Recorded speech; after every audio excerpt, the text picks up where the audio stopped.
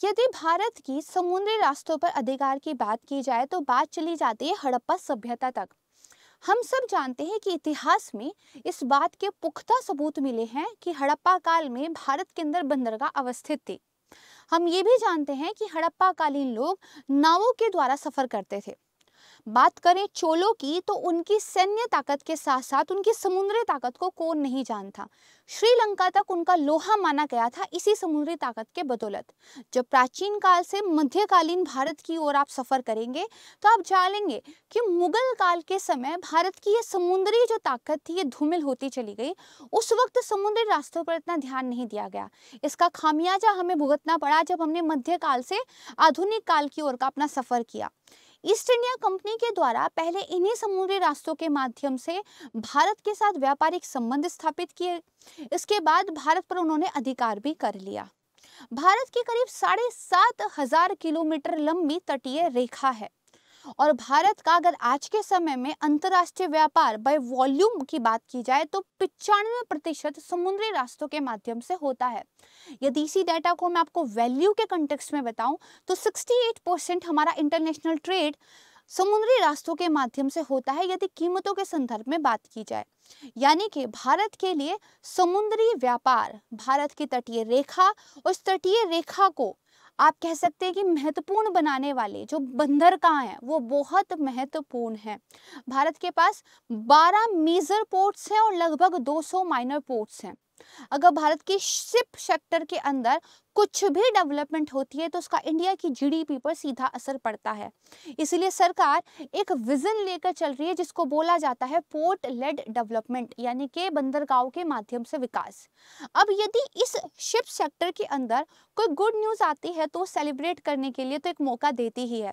यानी कि अगर आपको ये पता चले कि हमारे शिप सेक्टर को लेकर, साथ ही हमारी ऊर्जा जरूरतों को लेकर किसी कंट्री ने हमें कुछ ऑफर किया है, that is a good news. और ऐसा ही हुआ है। हाल ही में रशिया यूक्रेन वॉर की वजह से ऑयल के मार्केट में जो एक अनसर्टेनिटी देखी गई थी वो भारत के लिए एक अपॉर्चुनिटी साबित होती हुई दिखती है, क्योंकि भारत ने डिस्काउंटेड कीमतों पर रशिया से काफी ऑयल खरीदा है। और अब रशिया ने इस चीज को और आसान बनाने के लिए भारत को एक ऑफर दिया है। ये ऑफर ये है कि जो वेरी लार्ज शिप्स होते हैं, जो बड़े जहाज होते हैं, उनको लीज पर लेने के लिए और उनको बिल्ड करने के लिए रशिया की तरफ से हमारी मदद की जाएगी। नमस्कार दोस्तों, मैं Prachi super coaching IAS by text book में आप लोगों का बेहद स्वागत करती हूँ। आज की वीडियो में रशिया के द्वारा भारत को दिए गए इस ऑफर के बारे में बात करेंगे और साथ ही जानेंगे इंडिया की शिप इंडस्ट्री के बारे में, इस सेक्टर के बारे में थोड़ा सा हम देखेंगे क्या चैलेंजेस हैं, कहाँ हमारा स्थान है और गवर्नमेंट की तरफ से कौन सी पॉलिसीज को अपनाया जा रहा है। आइए शुरुआत करते हैं न्यूज़पेपर के साथ आज की वीडियो का। यहाँ पे बताया गया है कि रशिया ने भारत को एक ऑफर जो है दिया है जिसमें लीज और बिल्ड दोनों की बात की गई है लार्ज कैपेसिटी शिप्स को लेकर, ताकि G7 ने ये जो एक प्राइस कैप लगा दिया है ऑयल पर, इससे जो है बचा जा सके। देखिए, हम सब जानते हैं कि G7 कंट्रीज एक प्राइस कैप का स्कीम लेकर आई जिसमें ये बोला गया कि अगर $60 पर बैरल से ऊपर कोई रशिया का ऑयल खरीदेगा तो जो यूरोपियन कंट्रीज हैं जो बेसिकली आपको समुद्री रास्तों के माध्यम से शिप्स के द्वारा जो आप व्यापार करते हैं उस पे इंश्योरेंस नहीं देगी। $60 पर बैरल की ये कैप इसलिए रखी गई कि अपना ऑयल बेचकर रूस जो प्रॉफिट कमा रहा है उससे जो युद्ध की फंडिंग हो रही है उसको यहाँ रोका जा सके। लेकिन भारत ने कहा हम अपनी ऊर्जा ज़रूरतों के लिए मार्केट फोर्सेस के अनुसार जो भी प्राइस निर्धारित होते हैं उस पर काम करेंगे। हम किसी भी ऐसे प्राइस कैप का हिस्सा नहीं बनेंगे जो मार्केट को डिस्टोर्ट करने की बात करता हो। रशिया के द्वारा भारत के इस फैसले का स्वागत किया गया।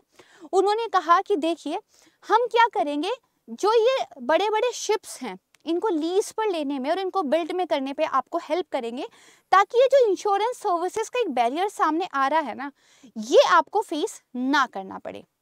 देखिए, अभी हुआ क्या है कि very large crude carriers VLCC इनको लेकर रशिया का ये एक ऑफर सामने आया है।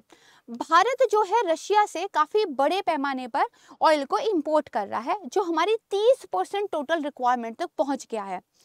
अगर बेसिकली ये ऑफर साकार होता है तो जो एक इंश्योरेंस लायबिलिटी वाला मामला आ रहा है ये भी रिमूव हो जाएगा। देखिए आज के टाइम पे जब समुद्र के माध्यम से व्यापार होता है तो बहुत परेशानियां हैं, समुद्री लुटेरे भी हैं, ऑयल स्पिल भी हो सकता है, टैंक वगैरह में प्रॉब्लम हो सकती है, शिप में कोई प्रॉब्लम हो सकती है।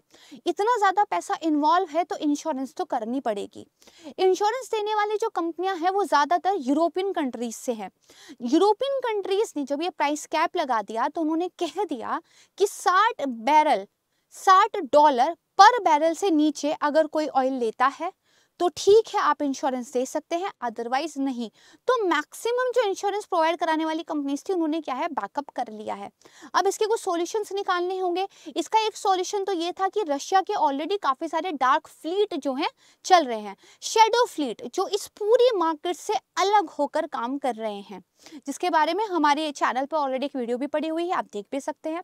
दूसरा उन्होंने तरीका क्या निकाला, क्योंकि भारत और चीन जैसे देश बहुत ज्यादा क्रूड ऑयल उनसे परचेज कर रहे हैं और भारत उनका एक बहुत अच्छा दोस्त भी है, तो क्यों ना इस अवसर का लाभ उठाने दिया जाए भारत को और उनका जो शिप बिल्डिंग सेक्टर है इसको भी बूस्ट दिया जाए और रशिया से ऑयल परचेज जो भारत करता है इसको भी और आसान बना दिया जाए।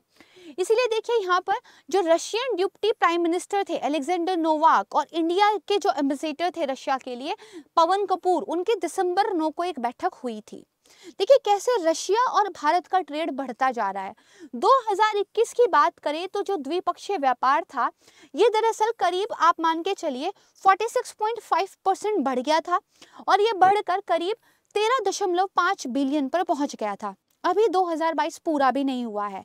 अगर हम सिर्फ जनवरी से सितंबर 2022 के डाटा की बात करें तो ये करीब 20 बिलियन तक पहुंच गया है, यानी कि लगातार व्यापार में बढ़ोतरी देखने को मिल रही है और इसमें ज्यादा बड़ा हिस्सा है ऑयल का।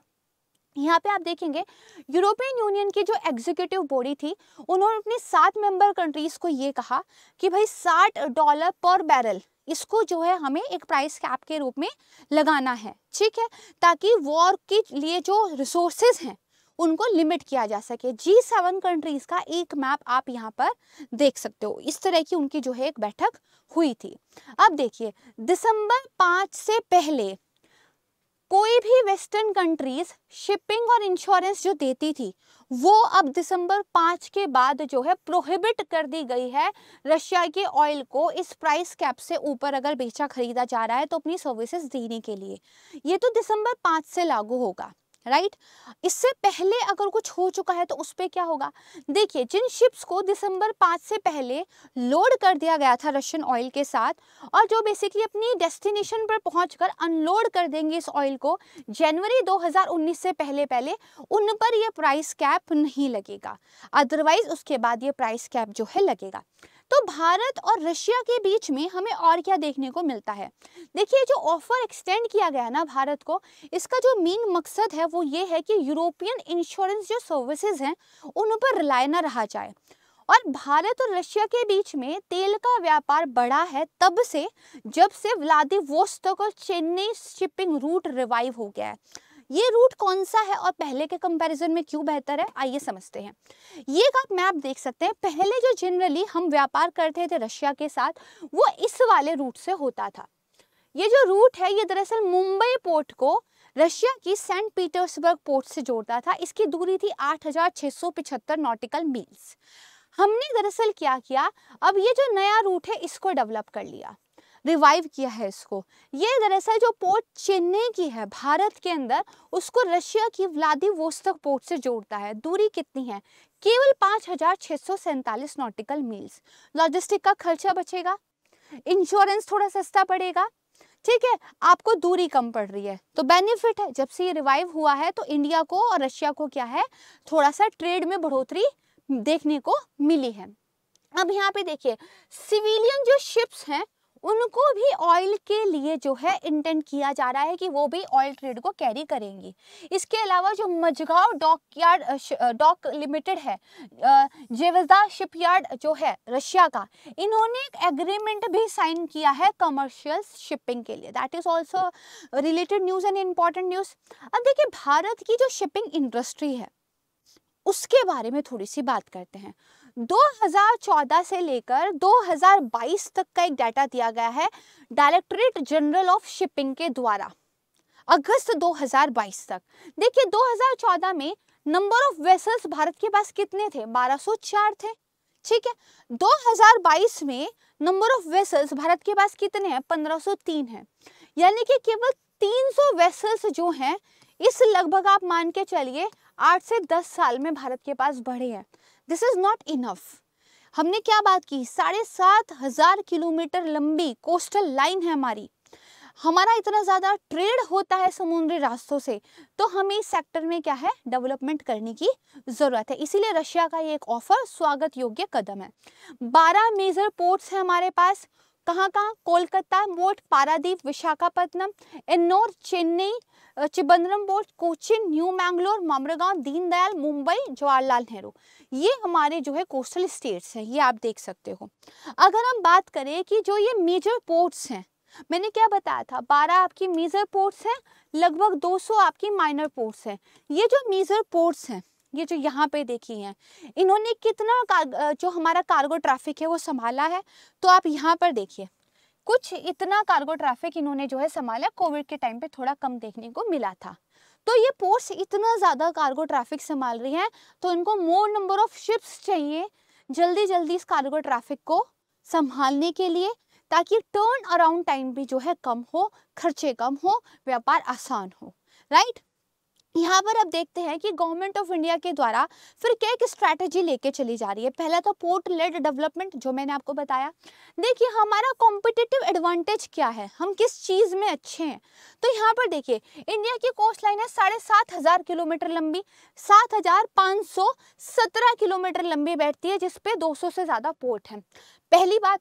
दूसरा इंपॉर्टेंट क्या है, जितने भी मेजर कार्गो शिप हैं, चाहे वो ईस्ट एशिया जाते हो, अमेरिका जाते हो, यूरोप या अफ्रीका जाते हो, इंडिया के टेरिटोरियल वाटर से होकर जाते हैं। अगर हम अपनी पोर्ट लेड डेवलपमेंट करते हैं, शिप्स के लिए कुछ काम करते हैं, नए नए शिप्स लेकर आते हैं, अपनी शिप बिल्डिंग जो रिसाइकलिंग कैपेसिटी है उसको बढ़ाते हैं, तो अल्टीमेटली हमें क्या है, यहाँ पर फ़ायदा मिलेगा, इंटरनेशनल रिलेशंस में हमें फ़ायदा मिलेगा। ठीक है, अब देखिए बेसिकली डिमांड ज़्यादातर इंक्रीज हो रही है। जैसे जैसे एक्सटर्नल ट्रेड में हाई ग्रोथ हो रही है, तो जो ये पोर्ट सेक्टर है इसके अंदर भी आपको क्या है, एक डिमांड जनरेट होती हुई दिखाई देती है। फाइनेंशियल ईयर 2022 में जो भी की पोर्ट थे इंडिया के, उन्होंने 650 मिलियन टन कार्गो ट्रैफिक को संभाला था। इसके बाद देखिए क्या अट्रैक्टिव अपॉर्चुनिटी है। अभी हम पब्लिक प्राइवेट पार्टनरशिप के बेसिस पे करीब 2000 करोड़ रुपए के 7 प्रोजेक्ट यहाँ पर लेकर आने वाले हैं।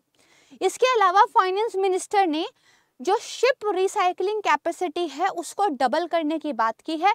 इससे करीब 1.5 लाख रोजगार भी जनरेट होगा। क्या पॉलिसी सपोर्ट गवर्नमेंट दे रही है? यूनियन बजट 22-23 में जो मिनिस्ट्री ऑफ शिपिंग थी उसने 1700 करोड़ रुपए अलॉट किए थे यहाँ पर लगाने के लिए। जुलाई 2021 में marine aids to navigation bill 2021 pass हुआ था पार्लियामेंट के द्वारा, जो ये कहता है कि जितनी भी बेस्ट ग्लोबल प्रैक्टिसेस हैं उनको हमें अपने यहाँ लेकर आना है। तो this is a very very good news अगर रशिया जो है इस तरह का ऑफर देता है और हम चीज़ों को कर पाते हैं। Thank you so much, that's all from my side. मुझे उम्मीद है वीडियो आपको पसंद आया होगा। जल्द मिलूंगी एक नई वीडियो के साथ, तब तक के लिए थैंक यू, धन्यवाद, जय हिंद।